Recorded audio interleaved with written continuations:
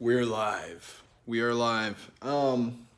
So might take a second for some people to roll in here, but I really just wanted to go live real quick for those of you that might be kind of following what's been going on with this whole lawsuit situation. And if you're interested, you should definitely look back at the original video that I made when this whole thing started.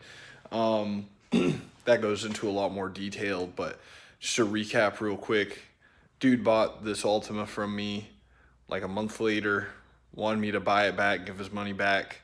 I said no, but it's not that I would leave the guy up a creek. It's just I'm not gonna buy the whole car back. I might help him out, do some of the labor for free or for an extremely reduced rate, or have him buy the parts or something like that and try and make it good. But I wouldn't buy the car back because it's just not how this works. And no dealership or shop or anybody you buy a car from really has to and should, for the most part, unless it's a extreme situation. But this wasn't it. He then filed a civil suit against me, but in the meantime, he had made a phone call to me saying, threatening me, trying to force me to buy this car back, saying that, he was gonna get his money back one way or another. You're not gonna enjoy that money, blah, blah, blah, blah. And basically threatened to do harm to me and to my property. So because of the type of insurance that I have, I had to make sure I was covered and put through a report and all that and do the right thing, legally speaking. I can't just let him show up and get into a fight with him. That's just not how this kind of thing works when you have a legitimate business. So I had to file a police report, go to the magistrate and file for a protective order, which also ensued a criminal case against him for making threats over the phone or something like that. Some oddball Virginia law. Most places I think would just call that criminal threatening or, aggravated criminal threatening because he did threaten me with a firearm. But here they just call it making threats or unethical of violence or unethical acts over the phone, some weird thing like that here. So I got subpoenaed as a witness for that criminal case on that matter. We went to court, and like I said, we've already been to court once on the civil suit, but now we went to court on what Virginia was bringing against him, the state was bringing against him. So what happened at court was I go in there, the district attorney has emailed me a couple times about it, and we just kind of talked about exactly what was going to happen and what things I was going to get asked and all that. So we go into court. We get called up, or the last case we get called up, which was kind of annoying, but whatever. We get called up, and they ask him what his plea is. He says not guilty or whatever. And this guy is on federal probation or parole for some serious drug charge. He did 9 or 10 years in federal prison over that. And before that, he had caught a charge for armed robbery.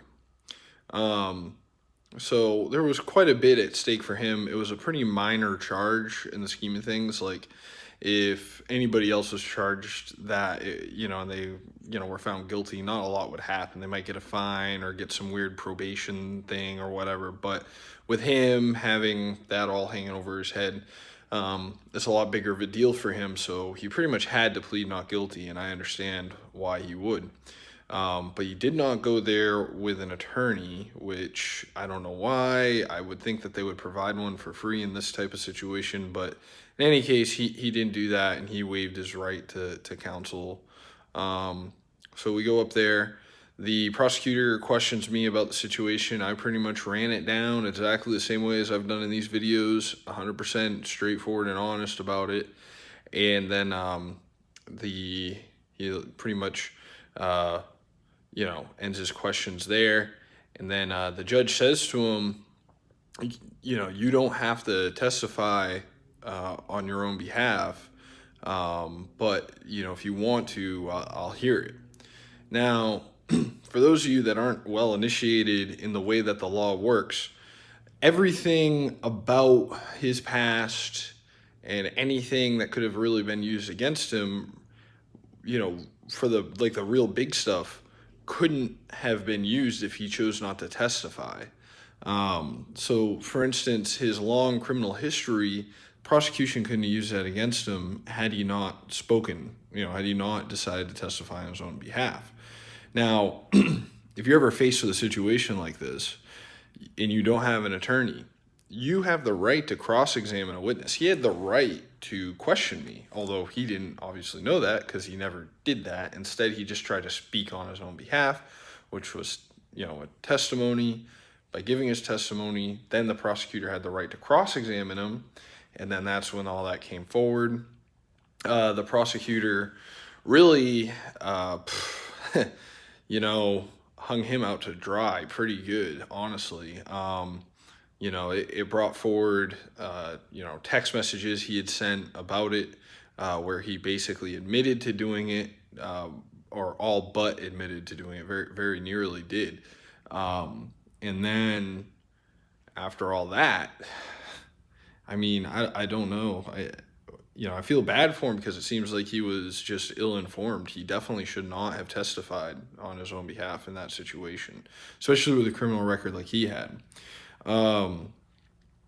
So pretty much the way that it all came together at the end of it was, the judge said that he believed a lot of what the dude said. The problem is what the dude said didn't sound very good. It wasn't a very good defense, that's for sure. He was going on about how he felt scammed and how he felt that I had done him wrong, which was not really pertinent to the case outside of his motivation to make a threat against me.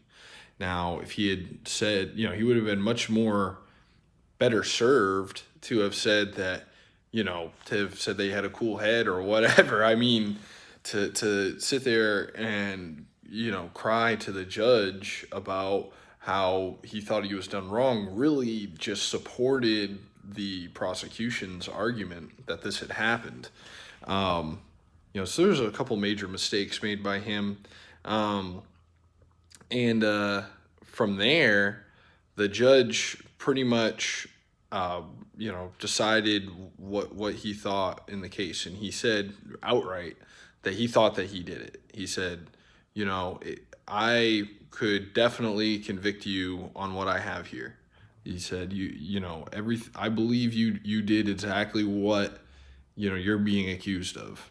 He said, but because of what would happen, if you're found guilty of this, I'm going to cut you a break.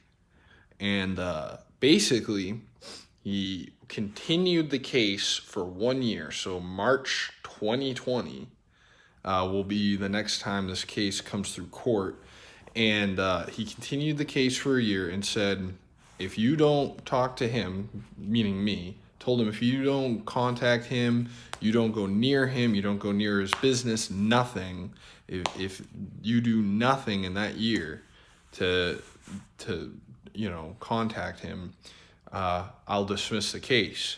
But if you do, I'm going to find you guilty on this, and you'll get a new charge for violating this court order. I am giving you a court order. So he really cut this guy a real big break, honestly. And, I don't want to see him get in trouble, right? Like, I don't want to see anybody get in trouble for anything. But at the same time, I don't want to see other people. I don't feel like I was really victimized by this. I was annoyed, but it was a pretty minor inconvenience on my end, aside from the fact that I just had to sit in court for like 2 hours. But seems like a little bit of a miscarriage of justice. And what I mean is, if somebody that didn't have a record and wasn't on probation went into that court, he would have found them guilty from the way that I understand it. The way that the judge who was deciding this case, it made it seem like if you were a normal guy all your life and this was the only thing you had ever done wrong, bam, and everything else about this situation was exactly the same, bam, you would get, found guilty. You would go and and get whatever, probably just probation, a fine, or restitution, or whatever. You would get you would probably get in more trouble than this guy who has been getting in trouble all his life with serious things. And I don't think that that's necessarily right. I don't know. That's just my opinion, obviously. If the judge believes he did it, he can give him some type of small punishment, I guess, but like to let him off the hook because he's been in more trouble, that's like kind of tough. And we got some people commenting now. You cut your hair gnarly, dude. I didn't cut my hair. Okay, let me tell you the story about the haircut.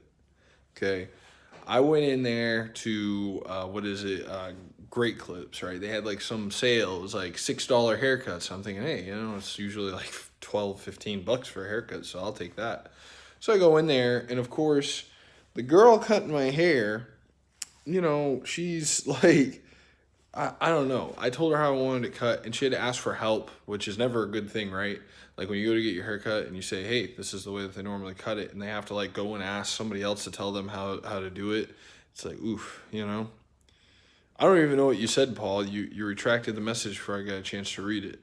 Paul said, come on, man, that was funny, but he deleted the message. Jorge wants to know if she was hot. Hot in what way?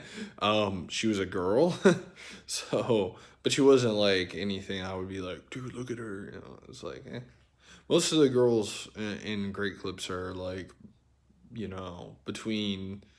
No, I've never seen a girl working in Great Clips that I would call more than a 7, if that makes sense. And she was definitely not a 7. I would remind you of Shaggy from Scooby-Doo. I've been told that before. But Shaggy didn't have a beard. So you're just saying that like my personality or my voice reminds you of Shaggy from Scooby-Doo? But yeah. So anyway, that's what happened with that.